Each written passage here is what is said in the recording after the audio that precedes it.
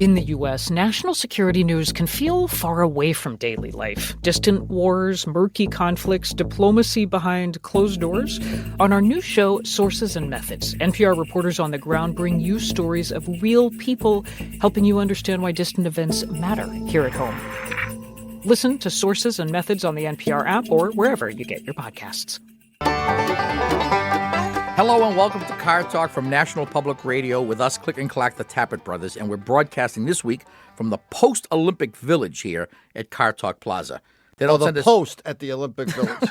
Well, I don't want to complain or anything, but real talk show hosts get sent to these places to actually do a remote. We're doing a broadcast this week from... Yeah, from Lillehammer, one of those places. Well, they did send us to Lillehammer, except the Olympics are in Nagano this year.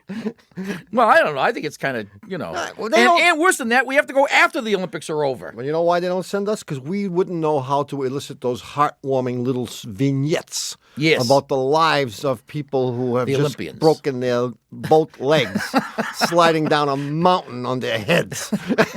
Well, anyway, after watching the Olympics for a few minutes the other day, I realized that now they're allowing snowboarding, which means they've given up. It's like wearing sweatpants, right? Like George Costanza. Exactly. You've given up, haven't you? Absolutely. I mean, they have snowboarding. I mean, they might as well allow us to come in and design events. Why not? I happen to have a few, actually. You do? Well, if they ever ask. Yeah. That I think would be just as interesting for the next Olympic Games. You ready for this one? Sure. My first one. Parallel parking. I mean, why not? I mean, that's a skill event if I ever saw one. It is. It takes more skill than just standing there on an icy slope and having to reach the bottom. Any moron can do that. In fact, the test should be to not go to the bottom. Try that, wise guy.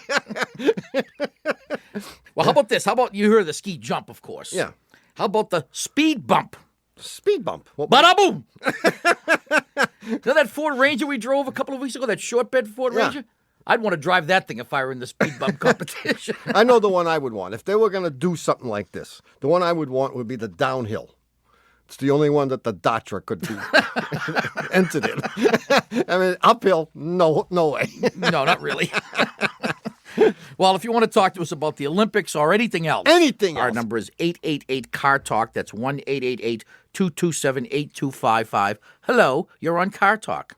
Hi, this is Jean from Southwest Missouri. Jean. Southwest Missouri? Yes. That's the name of the town, Southwest? No, Moundville. Mountville. Moundville. Oh, Moundville. Yes.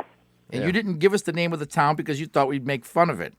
No. She didn't want anyone there to know who she really was. That's it. Too late now. Give us her last name. And then she would be lumped in with all the Jeans who lived in southwestern Missouri. Yeah. Missouri. But you're from Moundville. Yes. Okay. What's up, Jean? I have a 1996 Toyota T100 pickup. It's a V6 four-wheel drive. And I'm a rural mail carrier. And so I put a lot of hard miles on my vehicle. And at 50,000 miles, I had to have the idler arm replaced. Mm-hmm. And they blame it on my driving on the mail route and the fact that this is a four-wheel drive vehicle. And I wondered if that's a valid excuse. Sounds bogus to me. What could you possibly be doing delivering mail, except for stops and starts? Well, stops and starts and dirt roads. Dirt roads. You're hitting all those bumps and that thing is bouncing up and down?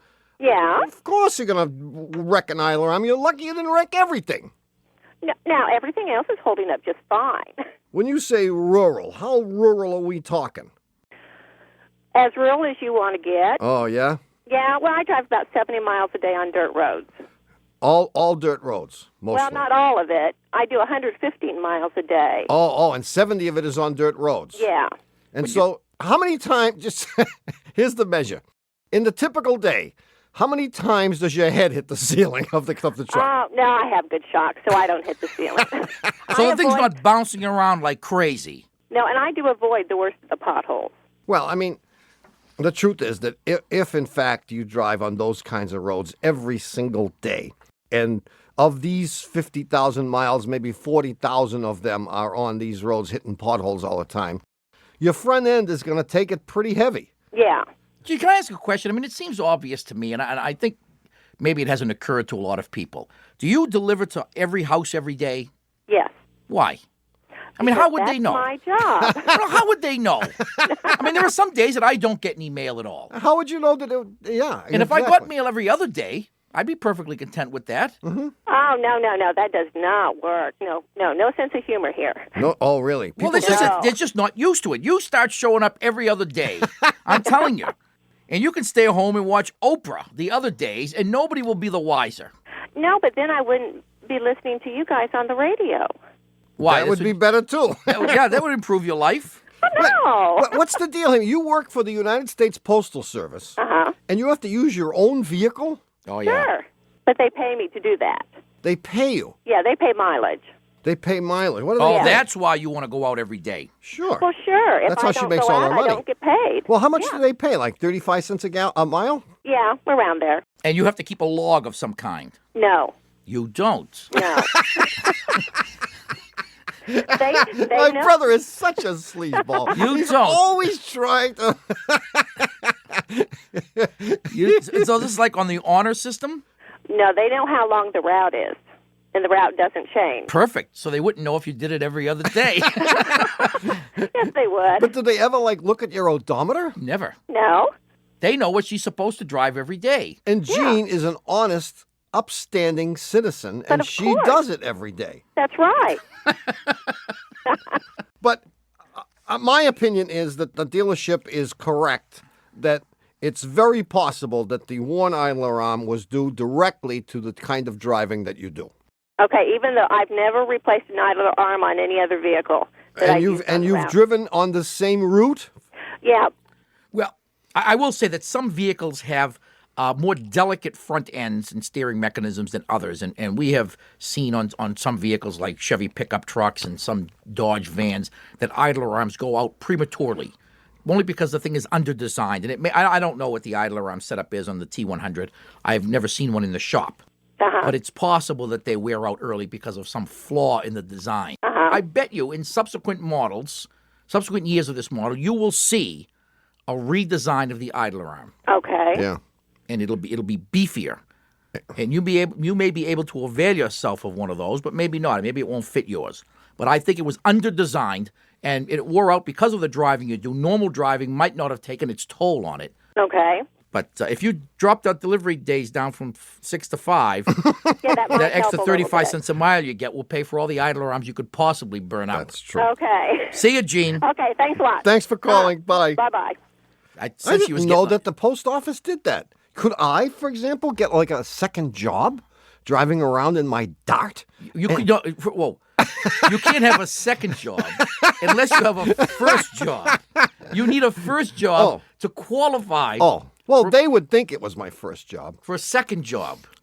Yeah. So, but you don't have a first job, do you? Not really. 1-888-CAR-TALK. That's what is that number again? 1-888-227-8255. She's. Hello, I sense this. Jean was getting a little ticked off. She was, yeah, because she was an honest Southern lady. Tick off a postal worker. Ever? Oh, what? Yeah. Well, how silly of us. Hello, you're on Car Talk. Hello? Yeah, hello. Who's this? Who's this? This is Ben. Ben, you're not a postal worker, are you? No, I'm not. Where do you live? Rochester, Minnesota. Rochester, Minnesota. Got a dairy farm out here. Do you really? Yep. So you get up in the morning and you milk the cows and braid their tails and all that? Yeah, sort of. Sort of. No kidding. This isn't one of the better days. I got to go fix the manure spreader. Yeah, that's never a good day when you have to do that. No, is that what you need advice on, the manure spreader? You want to come and do it for me? No. Oh. No. My brother drives a manure spreader. So anyway, Ben, what's shaking? I got a 84 F-250 pickup. Yeah. And it's got just a little bit of hesitation in it when you're driving, mostly on the highway, but it started bothering, downtown too, slower speeds. I took it in. It's got 65,000 miles on it. I took it into a shop back in November, and they couldn't really find anything, although they said the distributor cap looked a little bit worn, and they replaced that, and they said that helped a little bit. They thought it might be the EGR valve, but they didn't really want to replace that because that was like $400. Does the hesitation, it occurs when you're trying to accelerate? Nope, just driving down the highway. Just driving down the highway? Oh, at a Just for an steady instant, speed. and not all the time. It's like you took your foot off the gas just for a second. We wouldn't call that hesitation. We would call that a skip. A skip? A skip or a miss. Yeah. Okay. Yeah. Is it worse if you are trying to accelerate any time? Does it ever happen if you're trying to climb a hill? Does it seem more pronounced? Nope. No. So it it's just does it just intermittently. All of a sudden. Yep. Is it like someone for a split second turned the key off? Would you compare it to that? Yeah, and sometimes it's real. You don't hardly even notice it. You can just kind of sense maybe it was doing something. Yeah. Okay, how long has this been going on? Several months, but it was never, like I say, it was so faint I never really paid any attention to it until it started bothering at slower speeds. And this is an 84? Yes. Jeez, it is not the EGR valve. No. This thing is... It's an electrical problem. This has a carburetor. It's a 6-cylinder engine? Not the No, carburetor. it's a V8. It's a V8, but it has a carburetor. Yeah, 2-barrel. Yeah, it isn't that either. I don't think. No. Well, I was just curious. Yeah, no, it's not the carburetor. I think you have a bad or a beginning to go bad electronic ignition module. Yes? Is it more apt to... I have to ask this very important question. Is it more apt to do it after you've been driving for a while? Why did you say that? I wouldldn't say that. I knew that was going to be the answer. I knew in my heart. Another uncooperative caller. Yeah, no, it's not that either. Does it have? It's got a real rough idle when you first start it up and it's cold. After it warms up, then it levels out and it runs real good. Nah, that's something else. Okay. Yeah. No, I'm still sticking with the module. You are. I am. And I wouldn't do anything about it until it got much worse. Well, that's what I was wondering, yeah. Yeah, I mean, there's nothing mechanically wrong with the engine. You're not going to blow a valve out or have a ring crack on you or any such thing like that. Right. And you'd have to wait till it got worse. But considering it's a 1984, even though it has 60-odd thousand miles on it, I think it's very likely that module, which is now 14 years old, Wow. is every once in a while missing a beat. Okay. And when it does Okay. that, you will not get sparked to a few cylinders, or maybe a whole bunch, maybe more than that, for a split second, and then it'll just jump right back in and work again. Okay. And how much is that going to cost me? I don't know what they cost. You might be able to buy one for between $50 and $100. That's not too bad. Yeah, I'll take the one out of the manure spreader. Well, I got to go clean all the stuff. Yeah, we don't need to know. That's good. We don't, Spare yeah, us the that's details. good. Okay. Make sure you wash your hands before you have lunch. Good luck, Ben. All right, thanks, guys. See you later. All right. Hey, it's a dirty job, but someone has to do it. It is. All right. All right. Guess what?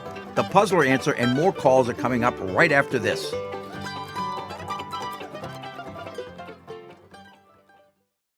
This message comes from Wise, the app for using money around the globe. When you manage your money with Wise, you'll always get the mid-market exchange rate with no hidden fees. Join millions of customers and visit wise.com. T's and C's apply. For world-renowned cellist Joshua Roman, long COVID caused an identity crisis. That was probably the lowest point. No confidence in my ability to recover.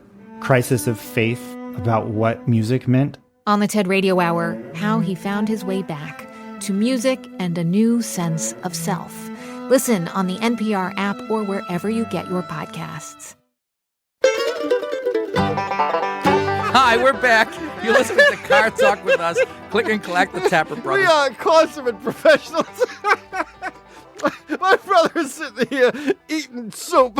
I'm sick. I have to have chicken soup, and I'm It's sick. dripping down his chin, going down his chest. That's why I wear these V-neck T-shirts so you can't First see. of all, you're not supposed to eat in the studio. Oh. Well, anyway, I as don't want to have to promised, tell you this again. here's the answer to last week's puzzle. Do you remember last week's puzzler? It had something to do with Germany. There you go. Okay, now I gave a lot of Or was hints it Russia? here, and you didn't. No, that was War and Peace.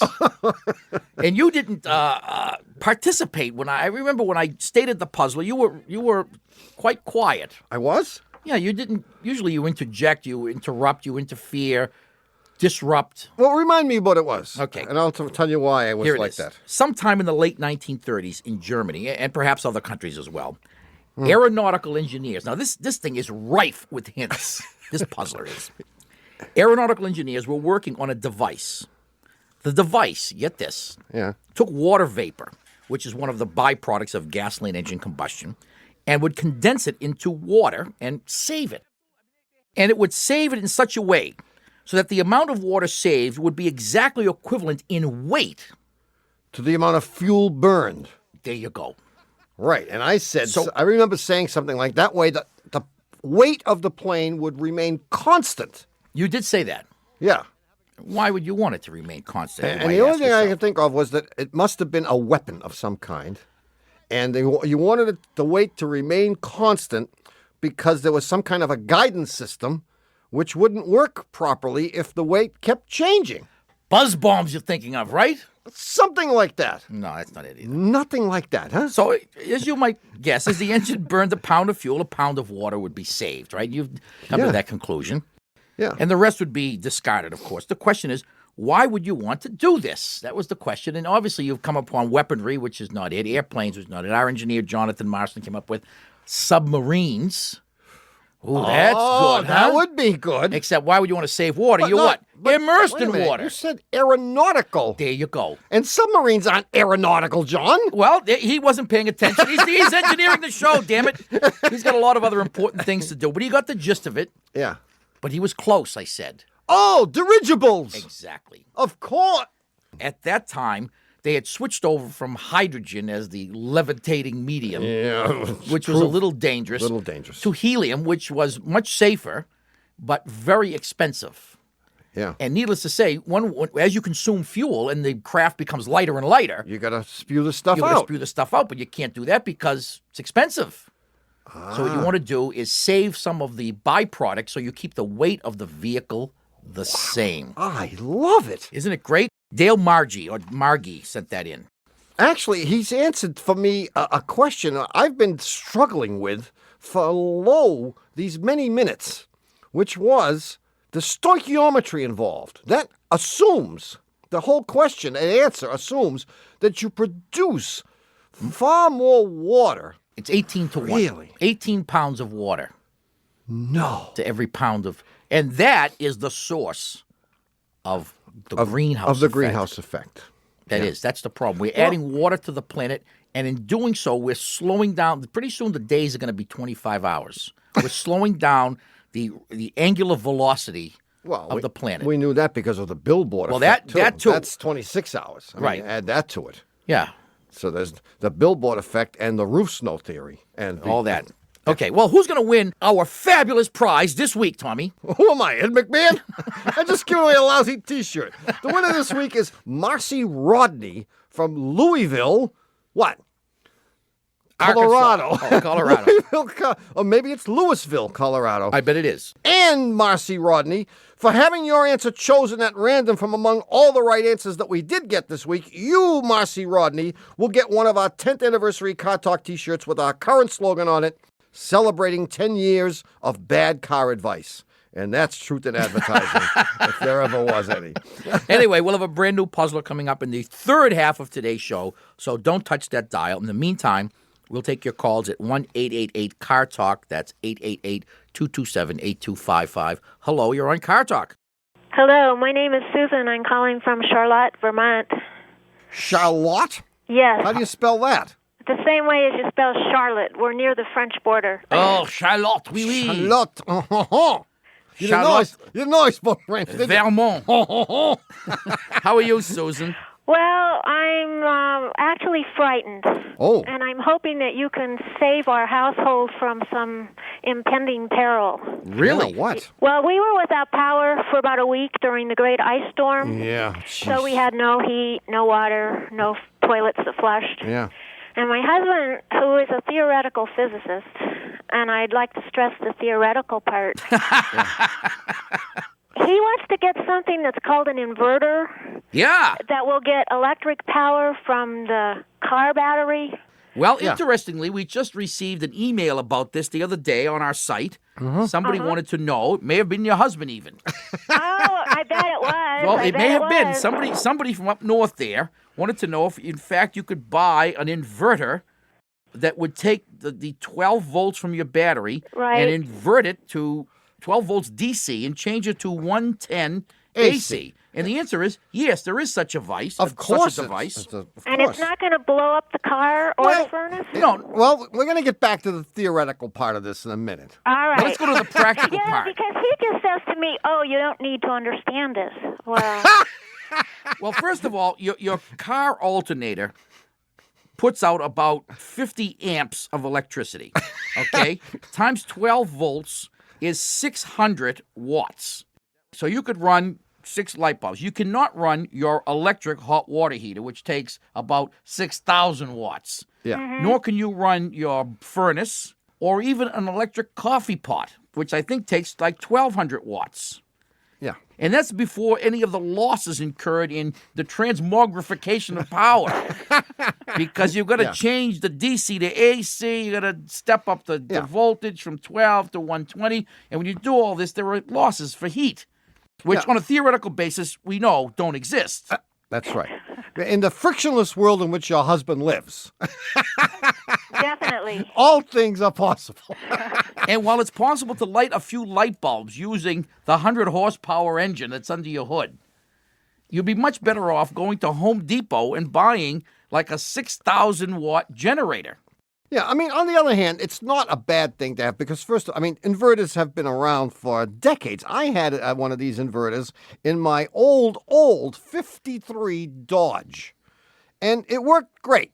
I could run one light bulb off of it, which was cool because when I broke down, which was every week, I had in my trunk a 50-foot extension cord with a 100-watt bulb in it. And people were amazed to see me under the hood with a real extension cord and a 100-watt bulb. No, they weren't. They'd say, there's Tom again. Tom again, fixing this car. So, I mean, these things have been around. The technology's 1,000,000 years old. But the problem is exactly as my brother has said, that you don't get very much power out of it. But that doesn't mean you shouldn't have one. But it won't start the furnace, the oil burning furnace? Oh, no, you're going to have to go to the depot for that. Ah, okay. Well, and he did rig up a light bulb from the sailboat battery during the crisis. Excellent. And sparks flew. I was going to say, so he's not completely worthless. No, but it was too late. The cable burned out, and he said, oops. Oops, yeah. And that oops makes me very nervous about this other stuff. Yeah. But your advice is definitely no. I can pass this on. Yeah, no, that's not what we said. We said this is not a bad thing to have, and it wouldn't be bad to have a couple of 100-watt bulbs if you had nothing else. But he won't be able to run the furnace with it. Right, okay. You'll be able to run a few light bulbs, and if that can bring you comfort on a cold and bleak night, okay, in the upper reaches of Vermont, and why anyone would want to live there, we don't know, but you've chosen to live there. Yeah. That's true. That's true. Well, I hope we haven't helped. I hope. Yeah, get the inverter. It's not bad. Okay, thanks very Your much. husband is not as wacko as we thought he would be. Well, but, you haven't met him. No, but don't trust him. He sounds dangerous. I don't want to let out any military secrets, but where does he work? Well, actually, he works at home. He writes physics books. Oh. Really? Oh, that sounds awfully fishy to me. He sits at home and writes... I'm telling you, he's working on the Philadelphia experiment. No. Just, Susan, sometime when he's like in a semi-conscious state, he's half between waking up and sleep, yes, just whisper in his ear, Philadelphia experiment, and see if he just sits bolt upright in bed. Okay. That's all. Okay. See what happens and report back to us. I definitely will do See you, that. Susan. Susan, Thank it's been you. a pleasure to talk to you. Bye-bye. Hope you don't freeze your butt off up there. Bye-bye. Goodbye. Hey, stick around for more calls and the new puzzler coming right up.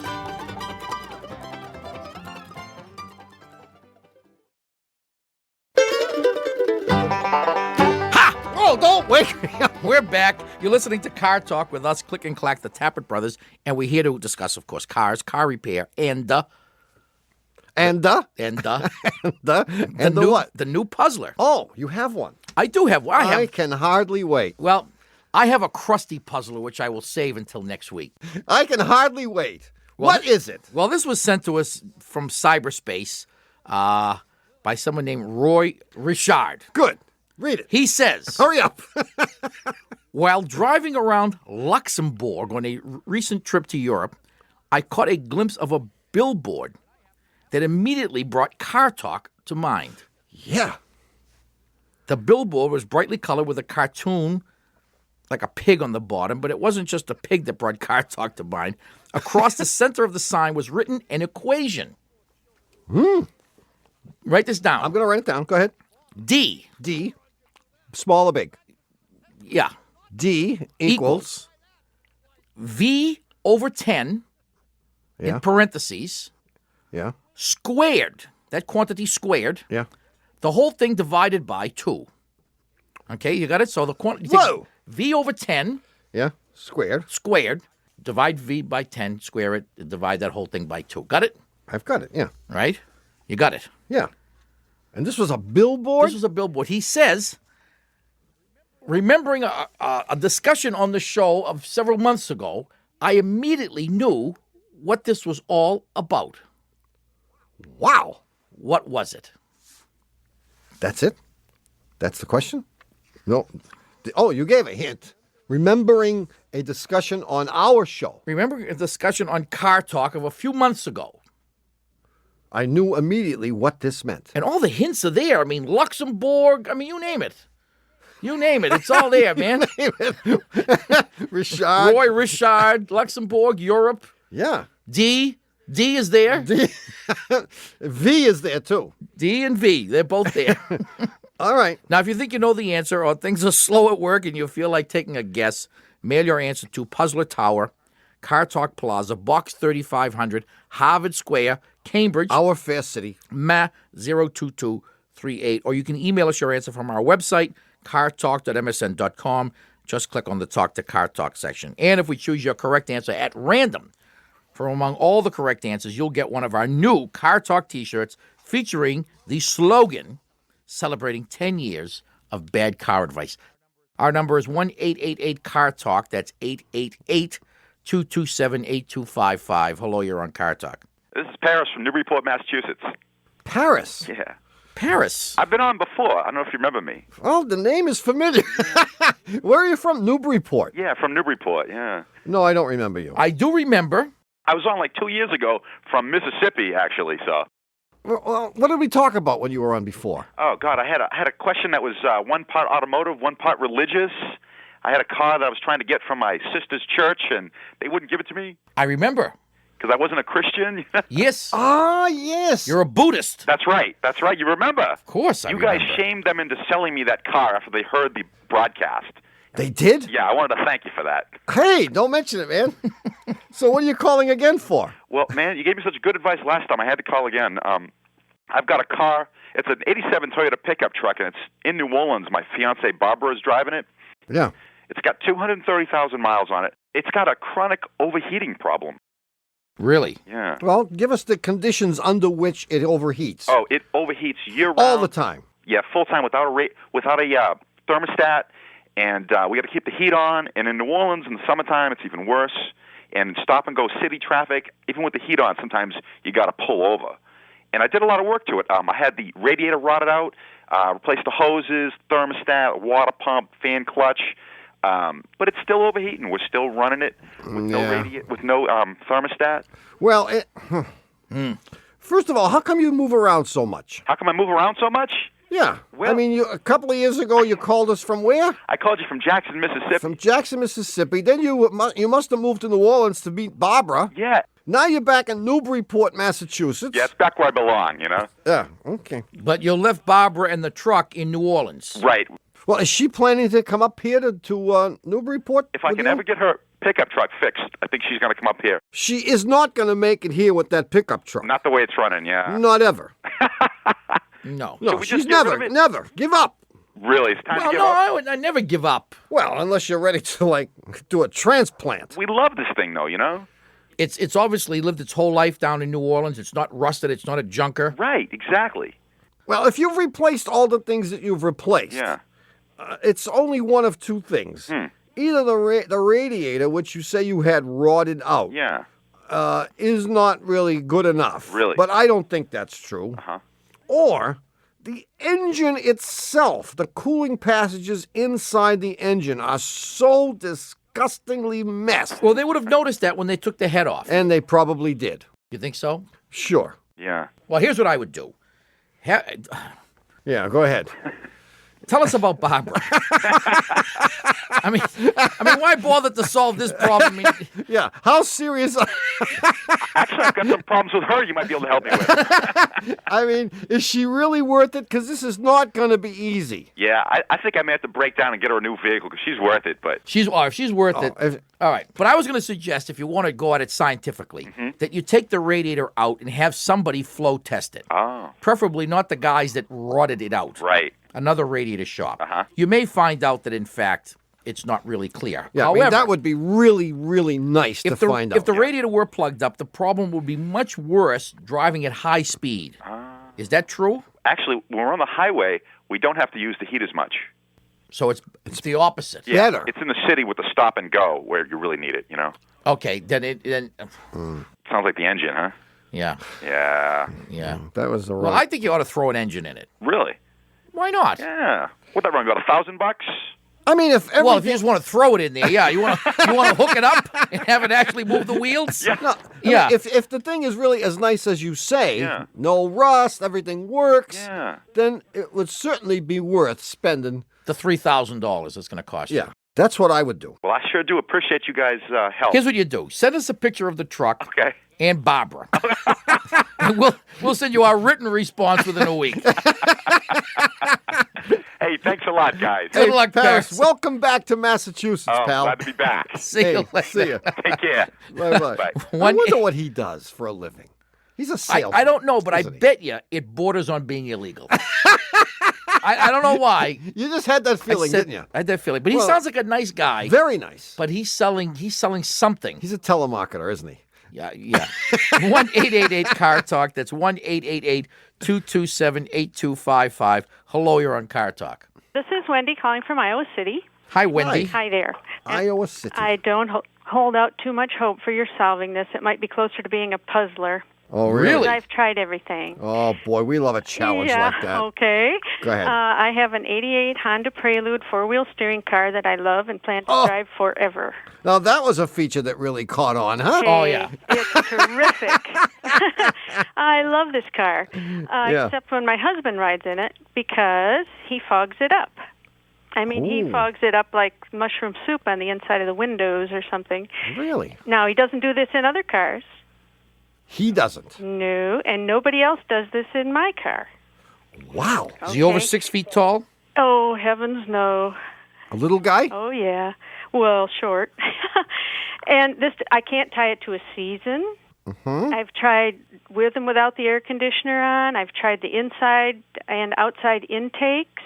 So you have it on fresh air. Yeah, I've tried both. All combinations, all permutations. Is there a chance that he's outgassing? I tell you, I don't think it's diet related. I don't think it's breath related. He seems to have a pleasant breath. And he fogs up all the windows? Oh, it's a matter of minutes. Can't see a thing. You can wipe it off all day. It fogs right back up again. Doesn't happen in his car. So it makes no difference whether he's driving or riding as a passenger? You could be sitting in the back seat. Really? Yeah. I mean, his head isn't wet or anything. I mean, he's not just out of the shower when he gets into your car. I mean, that would do it, No. No, so he can get in the middle of the day. Oh, sure. Anytime, day, night. Anytime. And how long does it take for the fog up to occur? Oh, 5 minutes. It starts. And then even if you turn on the defroster? Oh, yeah. You can. That would take care of it, right? Yeah, No. it does with other people. Oh, it doesn't with him? No. It does not. No, This man is emitting some serious water vapor. But only in my car? Well, I think it's happening in your car because the Prelude is a relatively small vehicle. Uh-huh. And so if he is emitting large amounts of water vapor, it wouldn't happen in a vehicle which had a larger passenger compartment. Okay, it doesn't happen in my son's Jetta. Okay. Jetta's a little bigger than the Jetta's Prelude. big. How about if you left the windows open? I mean, if you left a window open. Well, we've tried cracking the windows. We tried opening the skylight a little bit. Yeah. Mm-hmm. And it helps a little? No. Only that there's no fog where there's no window. Yeah. You got to tell us more about him then. Here's the test. Oh, gosh. Well, here's the test. I mean, I don't know what it's going to tell you necessarily, but it's going to tell you something. Uh-huh. He needs a snorkel. You know the snorkels that you buy at the sporting goods store? Excellent. And you need to have I love breathe out the window. Yeah, I like it because we have to determine is the source of the moisture in his lungs or is it some other part of his body? I think it's in his garments. After this phone call, my problem might be solved. He might refuse to ride with me. No, I mean if we eliminate his breath, that will open up all new possibilities. Then we can start talking about his clothing, his habits. Okay. Well, the next step would be he has to ride naked. But the first step is the snorkel. Do the snorkel. Okay. Call us back. Okay. And then we'll give you the next step. All right. Call us back next week. Okay. All right. We'll talk to you, Wendy. All right. Bye-bye. Bye-bye. Well, it's happened again. What? You vaporized yet another hour listening. It's an hour and a half, isn't it? It's an hour and a half. 3.5 hours. Listening to Car Talk. Our esteemed producer is Doug the Subway Fugitive, not a slave to fashion, Berman. We need Our some new associate names for him, by the producer way. and Dean of the College of Automusicology is Ken Babyface Rogers. Our assistant producer is Catherine Crystal Ray, and our engineer is Jonathan Marston. Our technical and spiritual advisor is Ms. Production of Dewey, Cheatham and Howe and WBUR in Boston. And even though Robert Siegel nearly swallows his cigar every time he hears us say it, this is NPR, National Public Radio.